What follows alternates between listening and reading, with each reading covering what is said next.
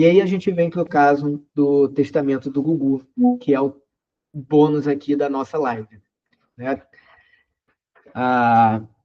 Vou fazer aqui um disclaimer, né? Deixar claro que eu não tive acesso a nenhum documento desses processos, os processos são sigilosos, tá?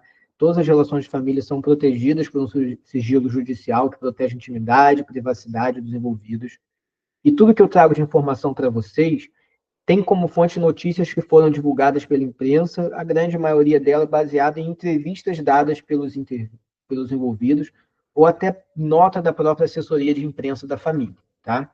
Aqui não estou falando que eu tenho um acesso exclusivo e pessoal aos documentos, até mesmo porque se em minha profissão viesse a ter conhecimento disso, por qualquer motivo, não poderia estar falando deles.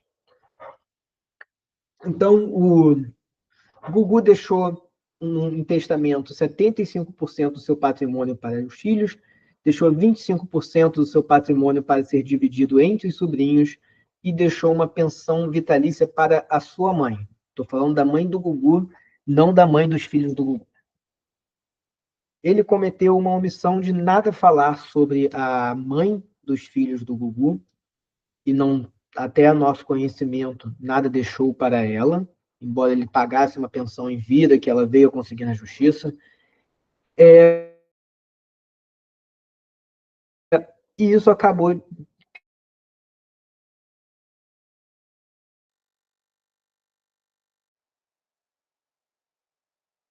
e um grupo de filhos reconhecia a união estável e estava a favor da mãe, outro grupo de filhos entendia que nunca foi a vontade do pai estar casado, não estava casado com ela, e que ela não seria uma herdeira.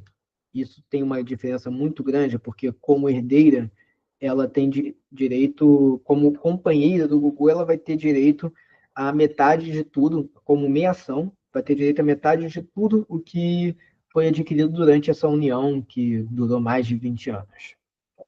Enquanto que, não sendo reconhecido que ela era companheira em união estável do Gugu, não tem direito a nada. Essa foi uma das discussões que veio a ser resolvida por acordo, né? Pelo que foi noticiado, ela acabou renunciando a esse reconhecimento. Se houve algum acordo de apoio material que ela receberia dos filhos, que estavam falando da pensão de US$ 10.000 que ela conseguiu na justiça numa liminar, se houve algum acordo adicional sobre pensão, que pode ser determinado, sim, nesse tipo de acordo, não foi divulgado dessa forma. O que foi divulgado é que respeitaram o testamento em sua integralidade de deixar 75% para filhos, 25% sobrinhos, e a mãe do Gugu, que ainda está viva, recebeu essa pensão de cerca de R$ 160.000 por mês.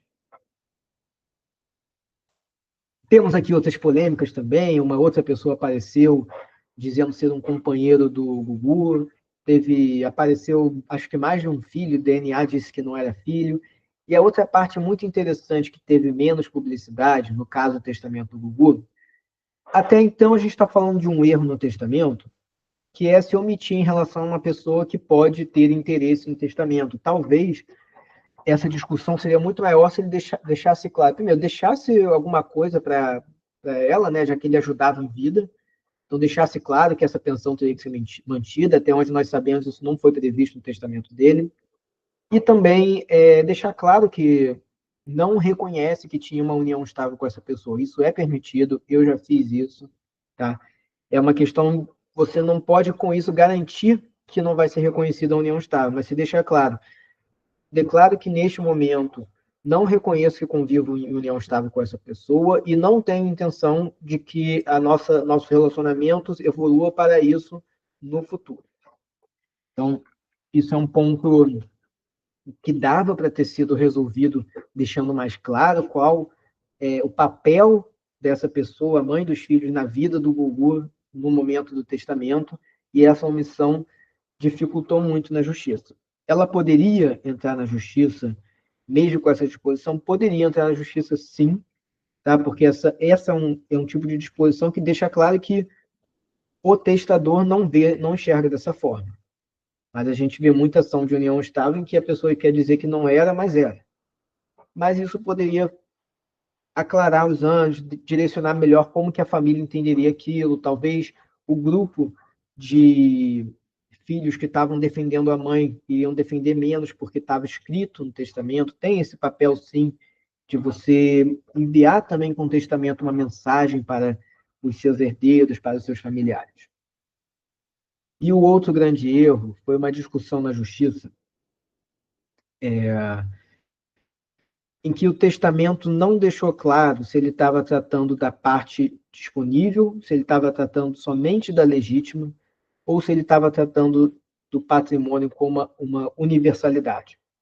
Então, até meu conhecimento, duas das filhas entraram na justiça para falar que, como o testamento estava omisso, deve-se interpretar, já que você só pode tratar em testamento, você só pode deixar em testamento a parte disponível, que tudo aquilo que está no testamento seria a parte disponível. O que significa que onde a gente fala que os sobrinhos receberiam 25%, na verdade eles estariam recebendo 25% da metade, que na prática é 12,5% de tudo.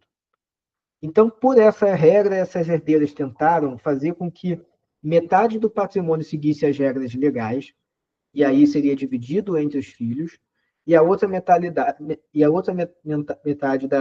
do patrimônio ia seguir a regra do testamento, fazendo com que efetivamente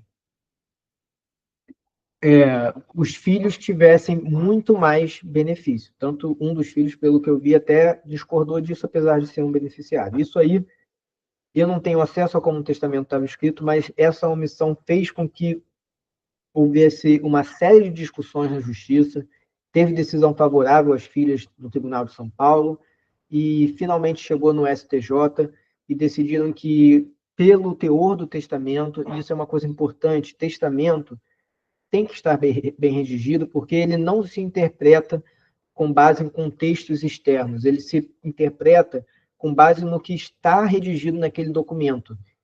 Não importa você escrever uma coisa e falar para a pessoa que deixou um testamento que vai ser assim ou assado, se aquilo não foi bem escrito e não está claro, ele será interpretado conforme o contexto interno do que está naquele documento, é letra que está no papel. Contextos externos não alteram isso, então tem que ser muito bem redigido. E nesse caso, o que se entendeu é que como a gente pode dispor a partilha dos bens, inclusive mexendo na forma de partilha da parte legítima, você não pode diminuir a legítima, você pode determinar como que ela vai ser partilhada. Então, o STJ entendeu que esse testamento estava tratando sobre a universalidade do patrimônio, não somente sobre a parte disponível.